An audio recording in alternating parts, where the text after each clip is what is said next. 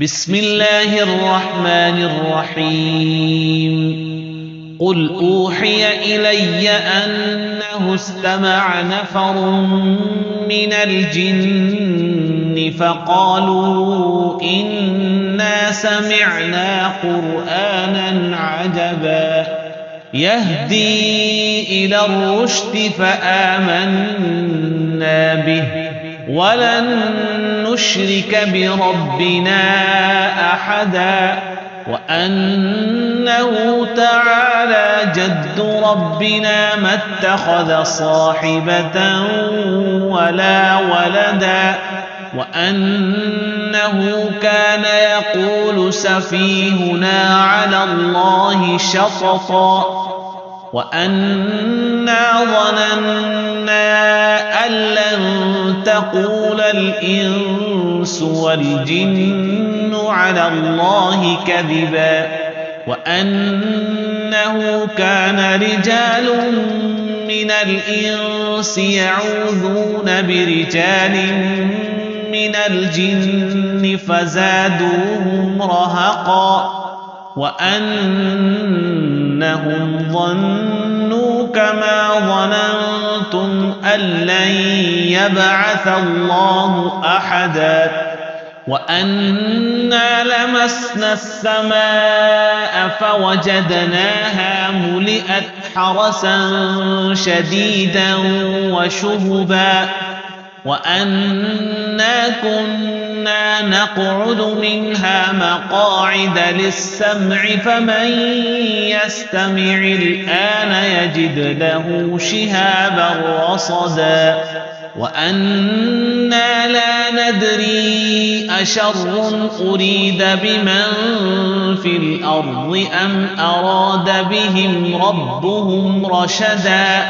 وأنا منا الصالحون ومنا دون ذلك كنا طرائق قددا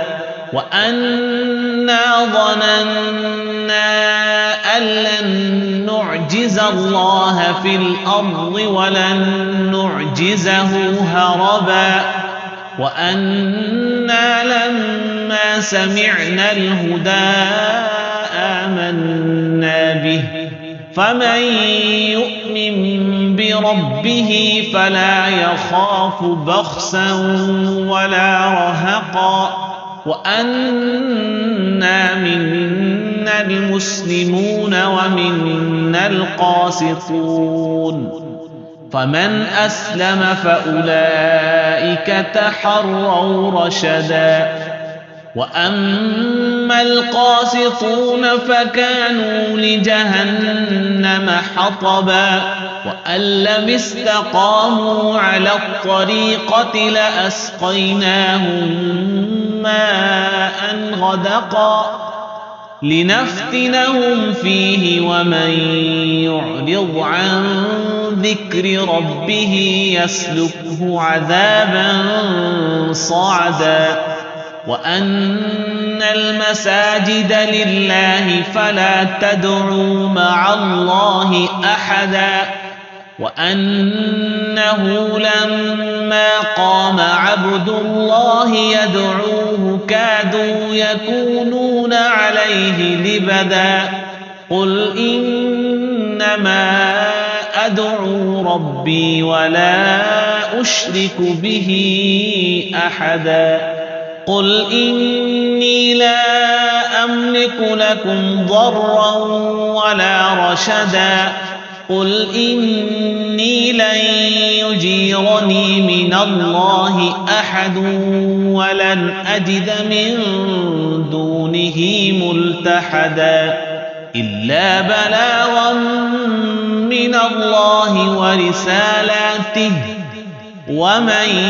يعص الله ورسوله فإن له نار جهنم خالدين فيها أبدا حتى